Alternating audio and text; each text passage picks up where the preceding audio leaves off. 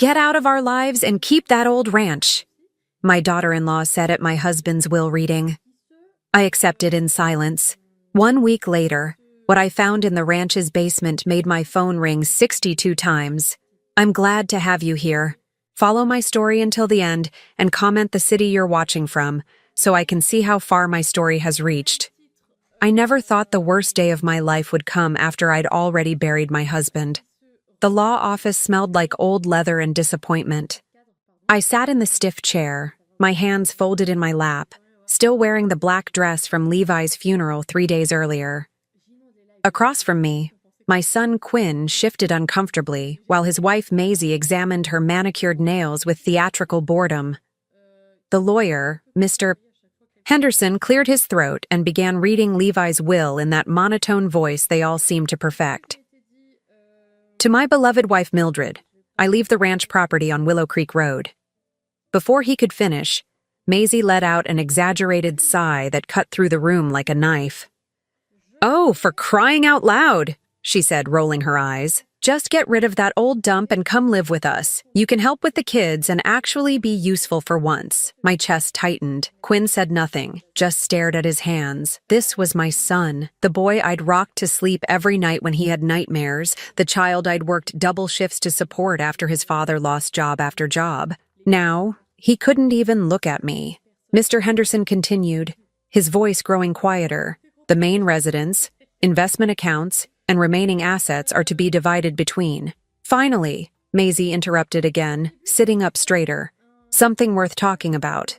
I watched as they discussed my life like I wasn't even there. The house where I'd lived for 37 years, where I'd raised Quinn, where I'd nursed Levi through his final illness. It was all being carved up between strangers, because that's what Quinn had become to me, a stranger wearing my son's face.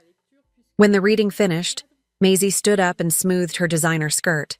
"Well, Mildred," she said, her voice dripping with false sweetness, "I guess that settles it. Just get out of our lives and go play farmer at that old ranch. Maybe the isolation will give you time to think about all the ways you failed as a mother." The words hit me like a physical blow. Failed as a mother.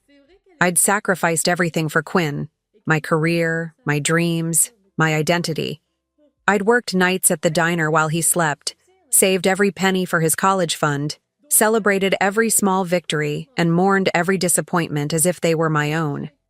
Quinn finally looked up then, but instead of defending me, he said quietly, "Maybe it's for the best, Mom. You and Maisie have never really gotten along. Never gotten along. As if this was some petty disagreement between women instead of a systematic campaign to erase me from my own family. Maisie had been poisoning Quinn against me for years, finding fault with everything I did.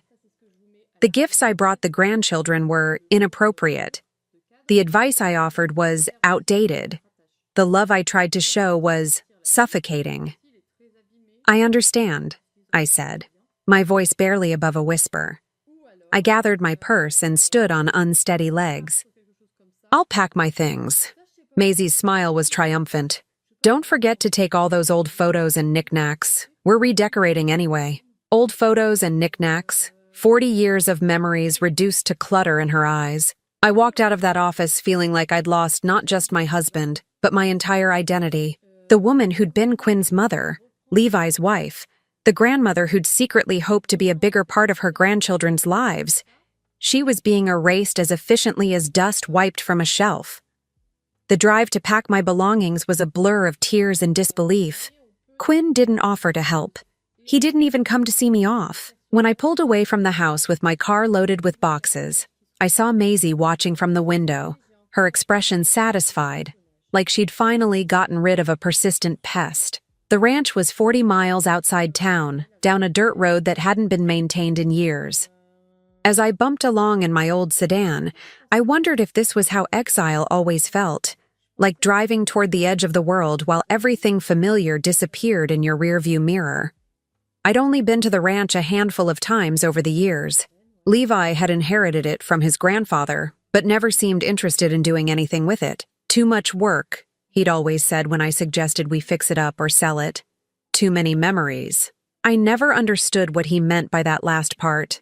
Now, pulling up to the weathered farmhouse as the sun began to set, I felt the full weight of my new reality. This ramshackle building with its peeling paint and sagging porch was home now. Not by choice, but by the cruel mathematics of family politics, where love could be divided like property and distributed to the highest bidder. The key was where Levi had always kept it, under the loose board on the porch steps. Inside, the house smelled musty and forgotten. Dust motes danced in the fading light streaming through dirty windows. The furniture was covered in white sheets like ghosts, and every footstep echoed in the emptiness. I sat down heavily in what had once been the living room, and finally allowed myself to cry. Not the quiet, dignified tears I'd shed at the funeral, but deep, wrenching sobs that came from a place of profound loss. I wasn't just mourning Levi anymore. I was mourning the illusion that family meant something more than convenience and inheritance. In that moment, surrounded by shadows and silence, I made a promise to myself. I would survive this. I would find a way to rebuild my life from the ashes of what Maisie and Quinn had left me. I just had no idea that the means to do exactly that was already waiting for me, hidden in the very foundations of the place they'd exiled me to. The phone in my purse buzzed once with a text from an unknown number, probably a wrong number or spam. I ignored it. Tomorrow would bring its own challenges, but tonight, I would grieve for the family I'd lost and the woman I used to be. The first week at the ranch nearly broke me. Every morning, I woke up expecting to hear Levi's coffee pot gurgling in the kitchen, or Quinn calling to complain about some crisis in his perfect suburban life. Instead, I was greeted by silence so complete it felt like the world had forgotten I existed. The only sounds were the settling of old wood and the occasional creak of the windmill outside my bedroom window. I threw myself into cleaning, partly because the house desperately needed it, and partly because keeping busy was the only thing standing between me and complete despair. Room by room, I pulled away dust covers and scrubbed away years of neglect. It was therapeutic in a way, like I was uncovering not just furniture, but pieces of Levi's past I'd never known existed. In the bedroom that had obviously been his as a child, I found a collection of arrowheads carefully displayed in a glass case. I'd never known Levi was interested in Native American artifacts. In what must have been his grandfather's study, there were shelves lined with geology books and rock samples.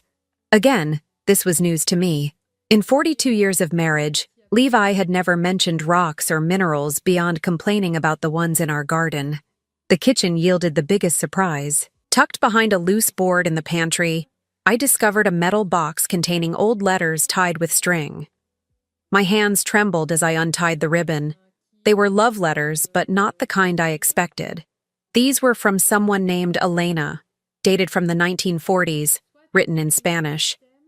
At the bottom of the box were photographs of a beautiful young woman standing next to a man who looked remarkably like Levi's grandfather. I sat at the kitchen table, studying the photos and trying to piece together this hidden story. Elena's letters spoke of mining rights and land surveys, mixed with passionate declarations of love. She mentioned our secret and the wealth beneath the earth, in ways that made my heart race. Had Levi's grandfather been involved in some kind of mining operation? And why had Levi never mentioned any of this? That evening, I called the only person I could think of who might have answers, Ruth Pemberton, who'd lived in town longer than anyone, and remembered Levi's family from the old days. Ruth had always been kind to me, even when other women in town started treating me differently after Maisie arrived and began spreading her poison. "Oh, honey," Ruth said when I explained what I'd found. "I was wondering when someone would ask about old Samuel Morrison's mining claims." My heart stopped. Mining claims? Samuel, that was Levi's grandfather. He was always convinced there was copper on that property, maybe silver too. He spent years filing claims and doing surveys, but then the war came and he went off to fight. When he came back, he married that Mexican girl, Elena, I think her name was. Caused quite a scandal at the time. Elena, the woman in the photographs. "What happened to her?" I asked. Ruth's voice grew sad. "She died in childbirth. Samuel never really recovered. He kept working the land, convinced he'd strike it rich someday. But he became a hermit. When he died, he left everything to Levi's father. But by then, everyone had forgotten about the mining business." After I hung up, I sat in the gathering darkness, my mind spinning. Mining claims, surveys, land that might contain valuable minerals. No wonder Levi had always seemed reluctant to sell the ranch, even when we needed money. But why hadn't he ever told me? Why keep it secret? The next few days, I searched the house more systematically. In Levi's grandfather's desk, I found survey maps dated from the 1940s, marked with notations I couldn't understand. There were correspondence files with the Bureau of Land Management and copies of mineral rights applications. Most intriguingly, there was a folder labeled Assay Reports that contained geological surveys suggesting the presence of copper deposits across the entire property. I was beginning to realize that my exile to this worthless ranch might not be the punishment Maisie intended it to be. But it was what I found in the bedroom closet that really changed everything. Hidden behind a false back panel, wrapped in oilcloth to protect it from moisture, was a manila envelope containing updated surveys from the 1970s. These weren't just exploratory reports. They were detailed geological assessments that confirmed substantial mineral deposits beneath the ranch. My hands shook as I read the technical language. Terms like economically viable extraction and estimated reserves jumped out at me. There were notes in Levi's handwriting in the margins, calculations and phone numbers, evidence that he'd been researching this secretly for years. The most shocking document was at the bottom of the pile, a letter from a mining company dated just 6 months before Levi's death, offering to lease the mineral rights for an amount that made my eyes water. Levi had never responded to it. I sat on the bedroom floor, surrounded by papers that painted a picture of wealth beyond anything I'd ever imagined. The ranch that Quinn and Maisie had dismissed as worthless, that they'd used to exile me from the family, was potentially worth millions. That night I couldn't sleep. I walked through the house, seeing it with new eyes. The creaking floorboards, the drafty windows, the isolation that had felt like punishment, all of it was sitting on top of a treasure that could change my life completely. But more than the money, I felt something else stirring in my chest. For the first time since Levi's death, since Quinn's betrayal, since Maisie's cruel dismissal, I felt powerful. They thought they'd gotten rid of me, shuffled me off to somewhere I couldn't interfere with their plans. Instead, they'd handed me the keys to a kingdom they didn't even know existed. I wasn't sure yet what I was going to do with this information, but I knew one thing with absolute certainty. Mildred Morrison, the discarded mother, the inconvenient widow, was about to disappear forever. In her place, something much more dangerous was taking shape. Someone who finally understood that sometimes the best revenge is simply letting people live with the consequences of their own greed and blindness. The transformation had begun, and I was the only one who knew it. The basement had always intimidated me. Every time I'd visited the ranch over the years, Levi had steered me away from those narrow wooden stairs that disappeared into darkness below the kitchen. "Nothing down there but junk and spiders," he'd always said with that dismissive wave of his hand. "Not worth bothering with." But after finding the mining documents upstairs, I couldn't shake the feeling that Levi had been protecting more than just my fear of cobwebs. So on a gray Thursday morning, armed with a heavy flashlight and more determination than common sense, I finally descended into the basement of the ranch house. The stairs groaned under my weight, and the musty smell of earth and old wood filled my nostrils. The flashlight beam revealed stone foundation walls that looked much older than the house above, massive blocks fitted together with the kind of craftsmanship you don't see anymore. As my eyes adjusted, I realized the basement was larger than I'd expected, extending well beyond the footprint of the house. Along one wall stood a workbench covered with tools I didn't recognize: picks, hammers, and strange measuring devices that looked like they belonged in a museum. But it was the far corner that made my breath catch. There, partially hidden behind stacks of wooden crates, was what looked like the entrance to a tunnel. My heart pounded as I approached it. The opening was about 4 feet high, shored up with timber that looked sturdy despite its age. A cool draft flowed from the darkness beyond, carrying a mineral scent that reminded me of the geology samples I'd found upstairs. I wasn't brave enough to venture into that tunnel alone, but I could see enough to know it wasn't natural. Someone had dug this deliberately, and from the professional look of the support beams, they'd known what they were doing. Turning back to explore the rest of the basement, I began examining the wooden crates more carefully. Most were empty, but one in the corner felt different when I tried to move it, heavier. Inside, wrapped in layers of canvas, I found chunks of rock that definitely didn't belong in someone's casual collection. Even with my limited knowledge, I could see veins of green and blue running through the gray stone. Copper, maybe? The rocks felt substantial in my hands, and when I scratched one with a nail file from my purse, it left a metallic streak that caught the flashlight beam. But the real treasure was in the last crate I opened. At the bottom, beneath more rock samples, I found a leather portfolio tied with string. Inside were documents that made the papers upstairs look like rough drafts. These were official geological surveys, completed just 5 years ago by a professional mining company. The letterhead read, Morrison Geological Associates. Apparently, Levi had commissioned this work under his grandfather's name to avoid local attention. The technical language was challenging, but the conclusions were crystal clear. The property contained what geologists called a significant copper deposit, with excellent commercial potential.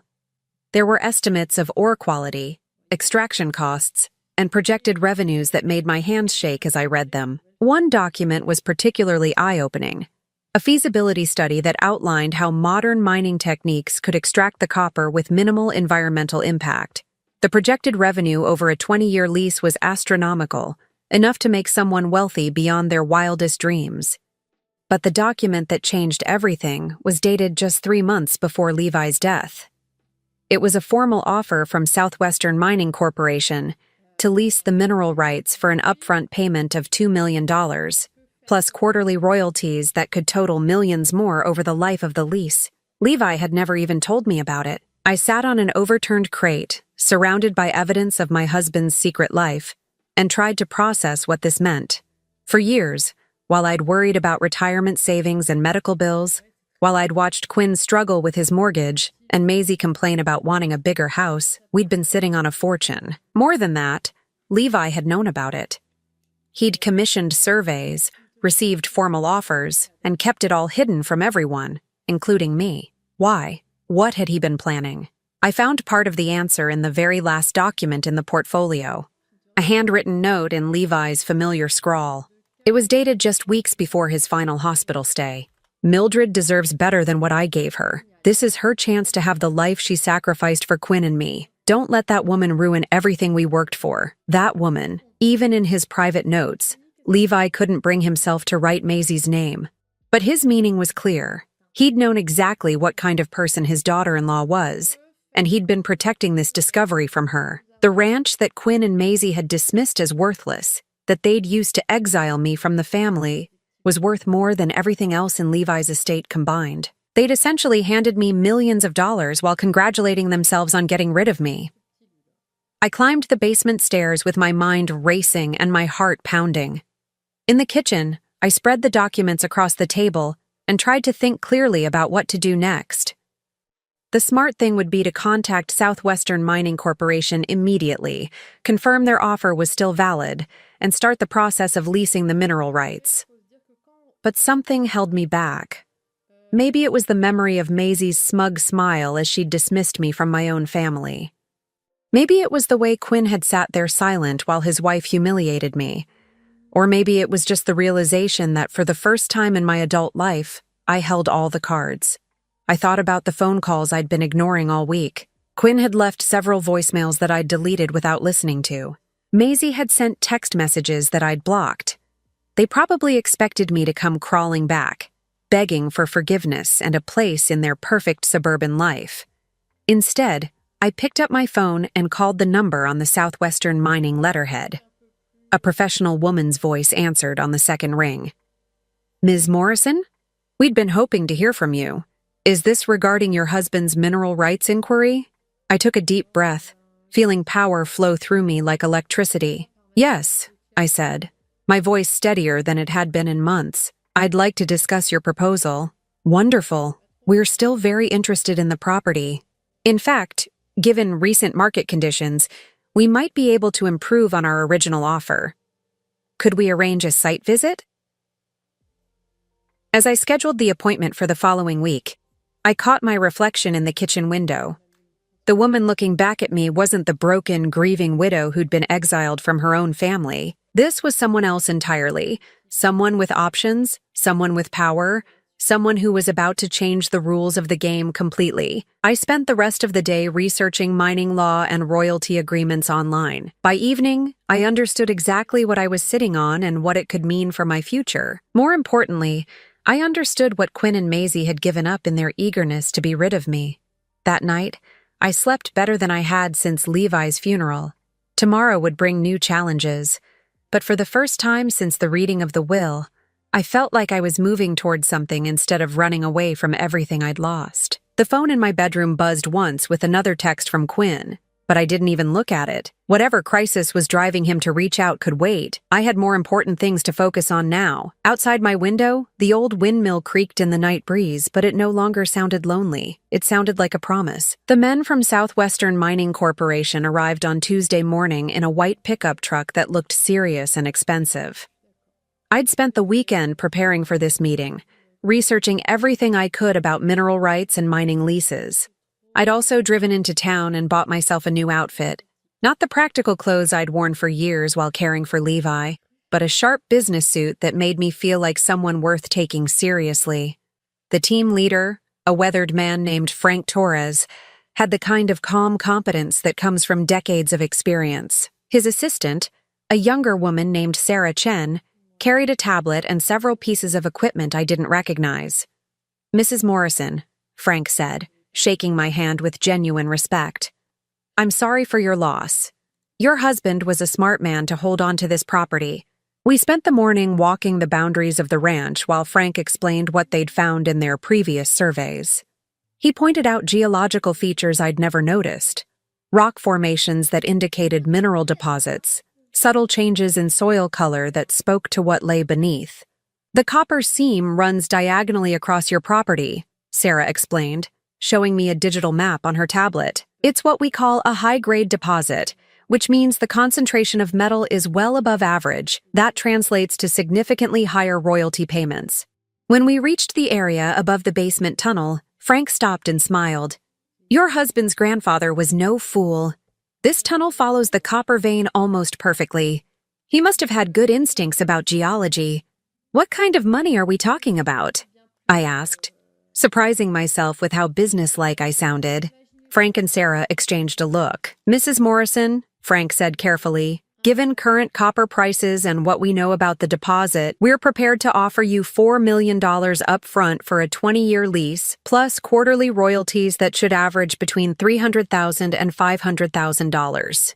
I managed to keep my expression neutral, but inside I was reeling. $4 million up front, $500,000 every 3 months. In the first year alone, I'd make more money than Levi and I had earned in our entire marriage combined. "I'll need to review the contract with a lawyer," I said, proud of how steady my voice remained. "Of course," Frank replied. "Take all the time you need. But Mrs. Morrison, I want you to know, this is an exceptional property. Your husband could have made this deal years ago and lived very comfortably. I'm curious why he waited." I thought about Levi's handwritten note, about his reference to protecting me from that woman.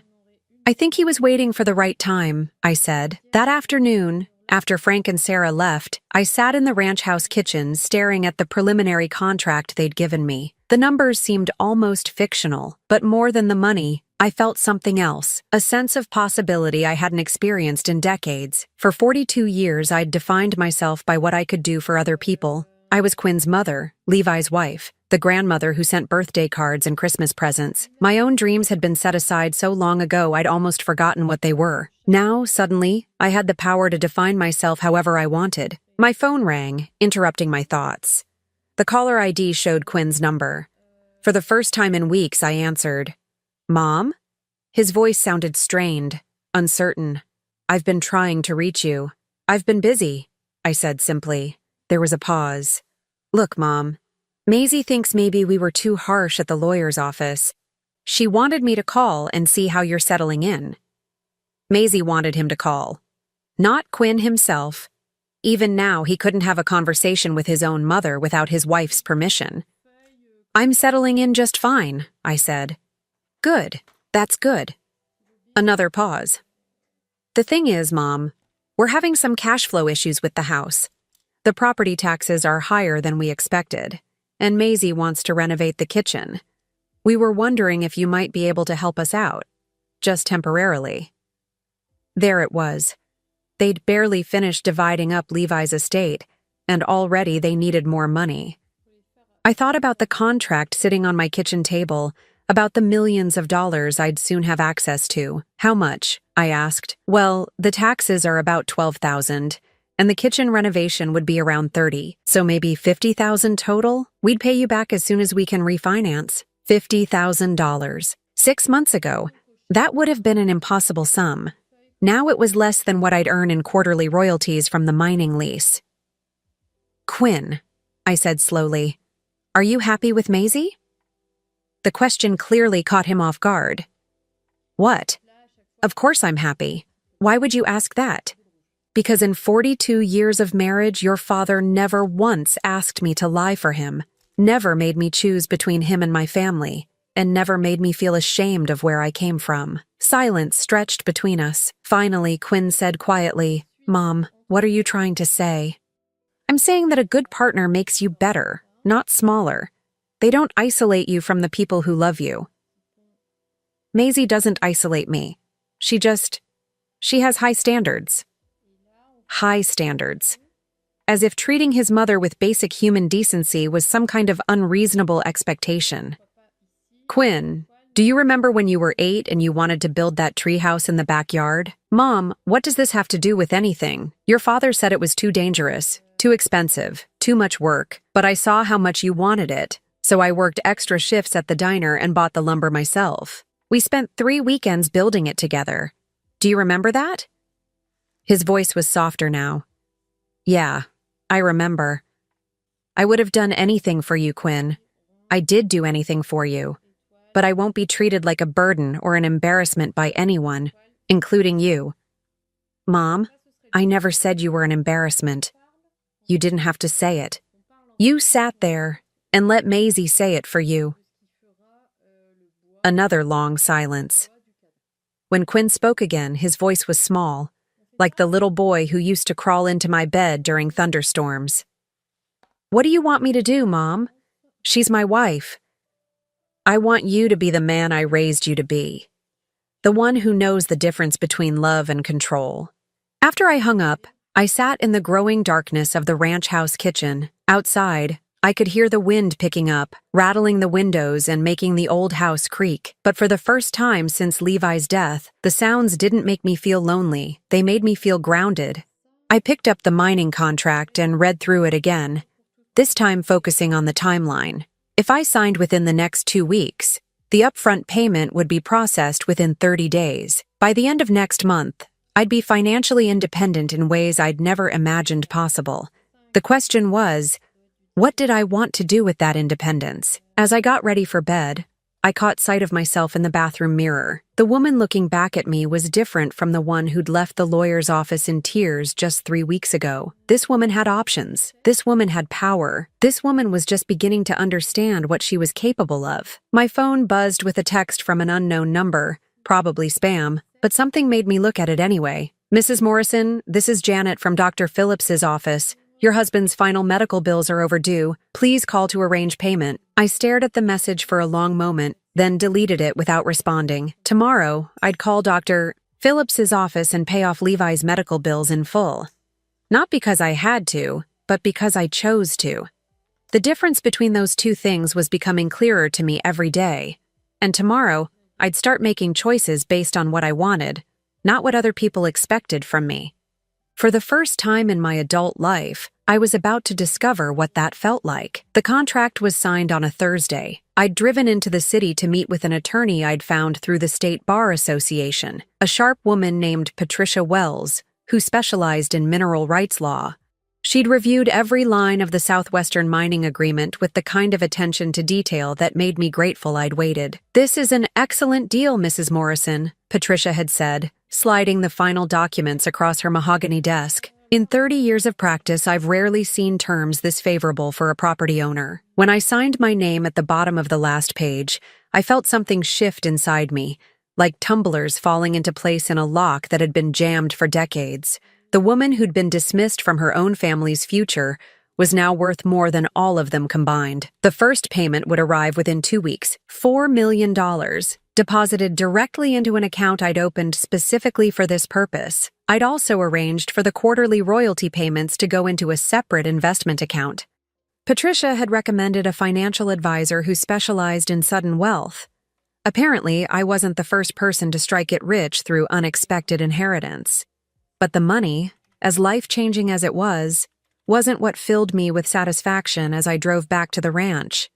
It was the knowledge that Quinn and Maisie had orchestrated their own downfall through sheer greed and cruelty. That satisfaction turned to something stronger when I got home and found 17 missed calls on my phone. The first few voicemails were from Quinn, his voice increasingly desperate. "Mom, please call me back. Something's happened with the house. We really need to talk." Then came Maisie's voice, all traces of her usual condescension replaced by panic. "Mildred, I don't know what kind of game you're playing, but you need to call us immediately. This is about family. Family." Now I was family again. I poured myself a glass of wine and settled into the kitchen chair before returning Quinn's call. He answered before the first ring finished. "Mom, thank God. Where have you been?" "I've been taking care of business," I said calmly. "What seems to be the problem?" "The problem?" His voice cracked. "Mom, we got a notice from the county. They're saying Dad never properly transferred the mineral rights to the house when he bought it from his grandfather's estate. They're saying those rights might still belong to the ranch property." I took a slow sip of wine, savoring the moment. "Is that so? Mom, this is serious. If they're right, it could affect our property value. The bank is asking questions about our loan. We might have to refinance at a much higher rate." Of course they would. The house that Quinn and Maisie had been so eager to claim was built on a small portion of the original ranch property. When Levi's grandfather divided the land in the 1960s, selling off the lot where the main house now stood, the mineral rights had remained with the ranch. It was a common practice in that era, and completely legal. I'd discovered this particular detail while reviewing the mining company's geological surveys. They'd been very thorough in researching the property boundaries and mineral rights ownership. The irony was exquisite. Quinn and Maisie had the house, but I owned everything valuable underneath it. "Have you talked to a lawyer?" I asked, though I already knew the answer. "That's what we're trying to do, but attorneys are expensive, Mom. Really expensive. And with the refinancing issues." "How expensive?" The initial consultation alone was $5,000. A full property rights review could cost $30,000 or $40,000, money we don't have right now. I let the silence stretch out, listening to Quinn's anxious breathing.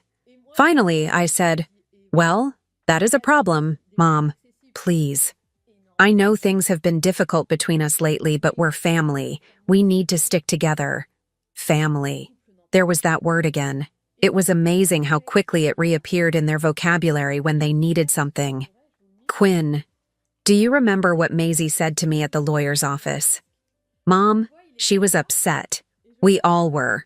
People say things when they're grieving.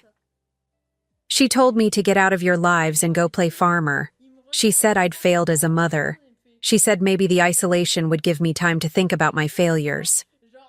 She didn't mean it like that. How did she mean it, Quinn? Because it sounded pretty clear to me. Another pause. "Mom, what do you want? An apology? Fine. I'm sorry. Maisie's sorry too. We all handled Dad's death badly. An apology, as if 40 years of sacrifice and unconditional love could be balanced by a grudging sorry delivered under financial duress. Quinn, I want you to listen very carefully to what I'm about to tell you. Okay, I've signed a mining lease for the ranch property. A very lucrative mining lease. Silence. Then, in a voice barely above a whisper, "What kind of mining lease? The kind that's going to make me more money in the next year than your father and I earned in our entire marriage." The silence stretched so long I thought the call had dropped. Finally, Quinn found his voice. "How much money, Mom?" "Enough that I don't need to worry about attorney fees or refinancing or property taxes ever again." Jesus Christ. His voice was hollow. "How long have you known about this?" "I found out after I moved to the ranch. After you and Maisie made it very clear that I wasn't welcome in your new life." "Mom, we never said you weren't welcome." "You didn't have to say it, Quinn. Actions speak louder than words. and your actions told me everything I needed to know about where I stood in your priorities. I could hear Maisie's voice in the background, shrill and demanding. Quinn covered the phone, but I could still make out fragments. Millions? How much? Get her to. When Quinn came back on the line, his voice had changed.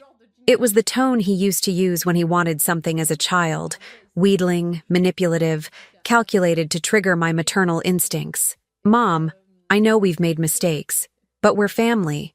Whatever's happening with this mining thing, we should face it together.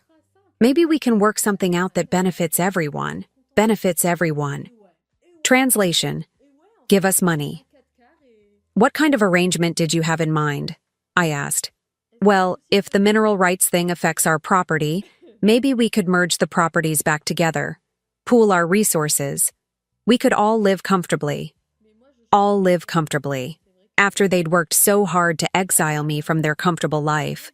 Where would I live in this arrangement? I asked. With us, of course. We could build you a nice apartment over the garage. You'd have your privacy, but you'd be close to the grandkids. An apartment over the garage. After I'd just become worth millions of dollars, they were offering me an apartment over the garage. Quinn, I said, my voice deadly calm, let me make sure I understand this correctly. 3 weeks ago, your wife told me to get out of your lives and rot in isolation at a worthless ranch. Now that you've discovered that ranch is worth a fortune, you want to pool resources and graciously allow me to live over your garage. Is that an accurate summary? Mom, when you put it like that, it sounds exactly like what it is. You want my money, but you still don't want me. That's not true, isn't it? Tell me, Quinn, in this wonderful arrangement you're proposing, who would control the mining lease? Who would make the financial decisions? Who would determine how the money gets spent? Silence. I thought so. My phone buzzed with another incoming call. Maisie, calling from her own phone. I ignored it. Mom, please don't do anything hasty. Let's sit down and talk about this like adults. I am being an adult, Quinn. For the first time in 40 years, I'm making decisions based on what's best for me, not what's convenient for other people. What's that supposed to mean?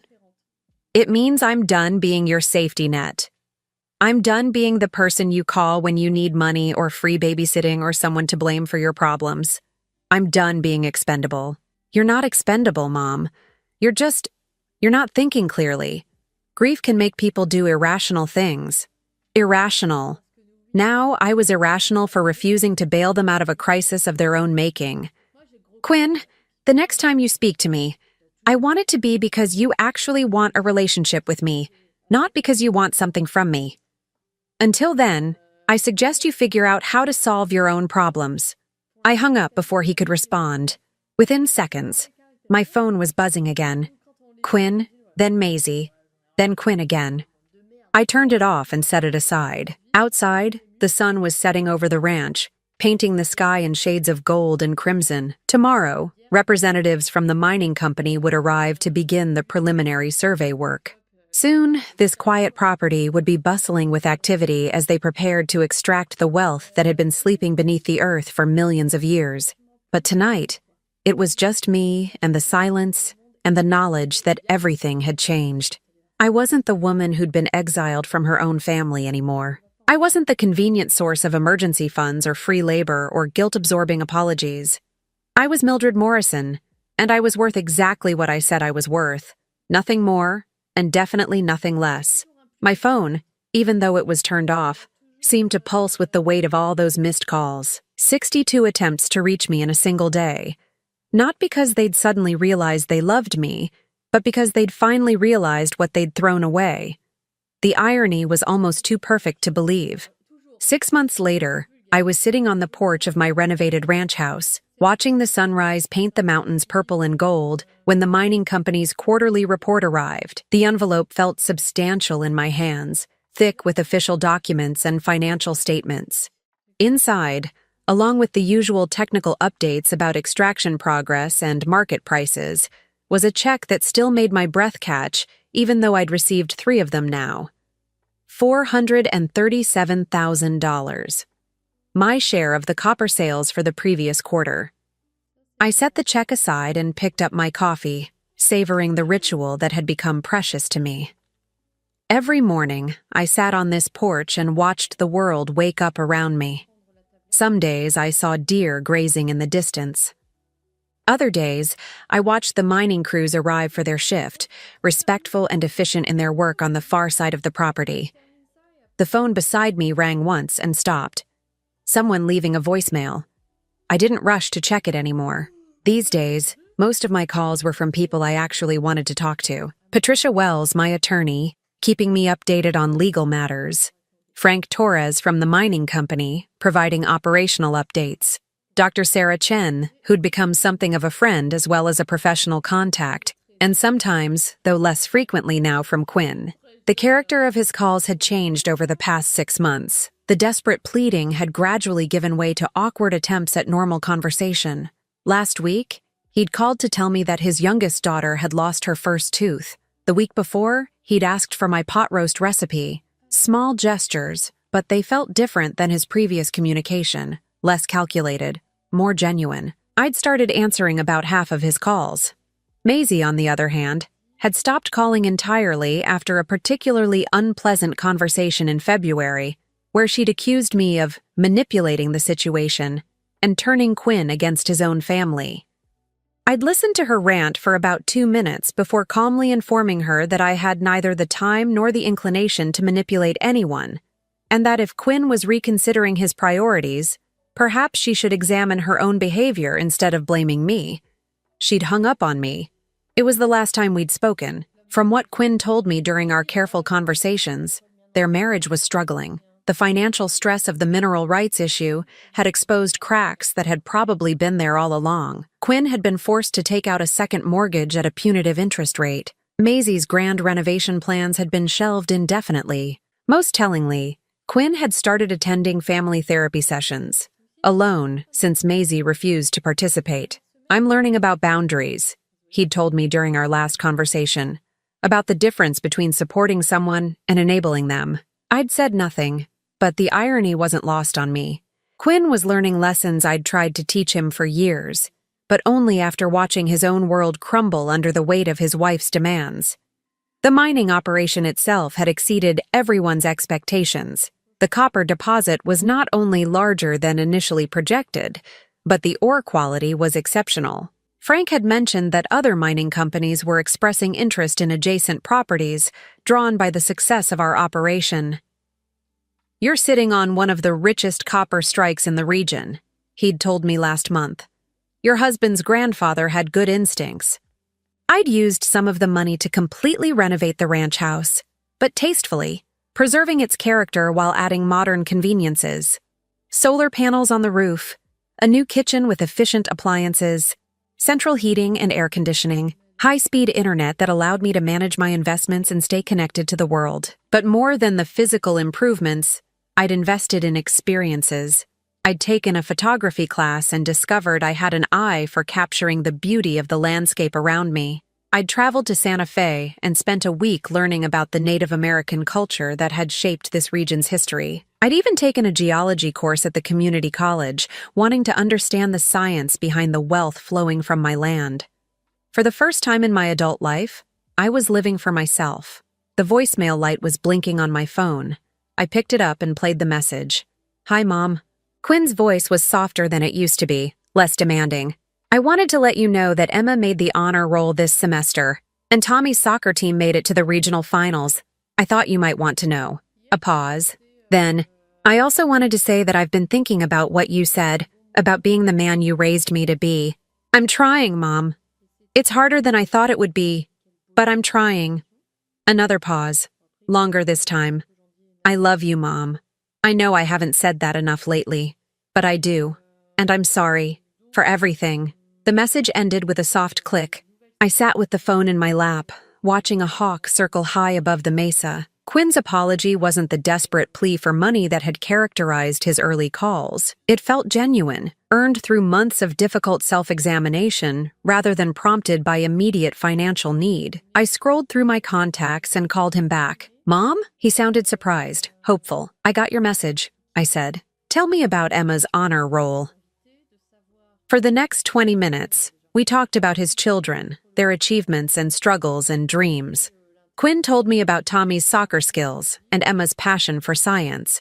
He mentioned, almost casually, that both kids had been asking about their grandmother and wondering when they might see me again. "They miss you," he said simply. "We all do." "I miss them too," I admitted. "Would you like to bring them for a visit sometime? The ranch is quite comfortable now." "Really? You'd want that?" "Quinn, I never stopped wanting to be part of their lives. I just wasn't willing to accept being treated as disposable anymore." "I understand," he said, and I could hear that he meant it.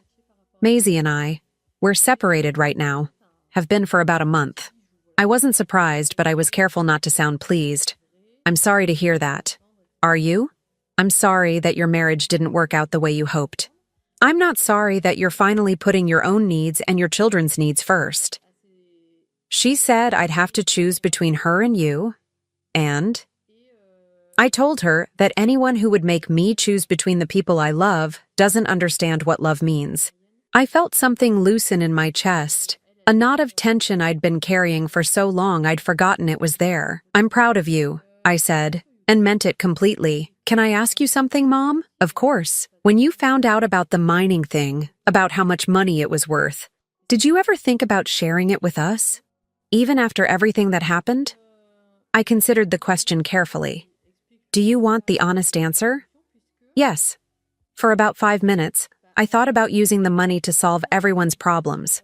Pay off your mortgage, set up college funds for the kids, make everything smooth and easy again. What changed your mind? I realized that fixing your problems wouldn't actually help you. It would just enable you to keep making the same mistakes. Sometimes people need to face consequences before they can learn to make better choices. Silence stretched between us, but it wasn't uncomfortable. It was the silence of understanding. "I'm learning that now," Quinn said finally. "The hard way, but I'm learning." "Good," I said. "That's how the best lessons usually come." We talked for a few more minutes about practical things. When he might visit with the children, whether he needed help finding a family therapist who specialized in divorce mediation, how he was managing as a single father. After we hung up, I sat on my porch and watched the sun climb higher into the cloudless sky. The mining equipment hummed in the distance, a steady reminder of the wealth flowing from the earth beneath my feet. But the real treasure wasn't in the quarterly checks, or the renovated house, or the financial security I'd never imagined possible. The real treasure was in reclaiming my own worth, in learning that love without respect was just manipulation, in discovering that sometimes the greatest gift you can give someone is the opportunity to face their own consequences and grow from them. My phone buzzed with a text message. It was from Sarah Chen, my friend at the mining company, sending photos from a conference where she'd presented our site as a case study in successful small-scale copper extraction. "Your property is famous in geology circles now," she'd written. "The woman who struck gold at 69. I smiled and texted back. "Copper, not gold, but close enough." As I prepared to go inside and start my day, I caught my reflection in the window. The woman looking back at me was still 69 years old, still a widow, still learning to navigate a world that often dismissed people like her. But she was also a woman who'd discovered that it's never too late to reclaim your power. Never too late to set boundaries that protect your dignity. Never too late to learn that your worth isn't determined by how useful you are to other people, but by how true you are to yourself. The phone rang again. This time, it was Frank Torres with an update on next quarter's projections. As I listened to him explain the latest market trends and extraction rates, I found myself thinking about Levi and his grandfather, and all the generations of Morrison women who'd made sacrifices and compromises and settled for less than they deserved. That cycle ended with me. I was no longer someone's convenient fallback plan or emergency fund or repository for guilt and disappointment. I was Mildred Morrison, owner of one of the most productive copper mines in the state, grandmother to children who would grow up knowing that love means respect, and a woman who'd finally learned the difference between being needed and being valued.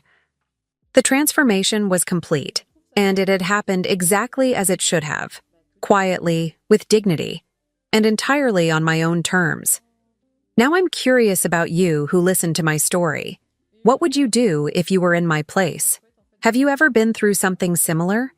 Comment below And meanwhile, I'm leaving on the final screen 2 other stories that are channel favorites, and they will definitely surprise you. Thank you for watching until here.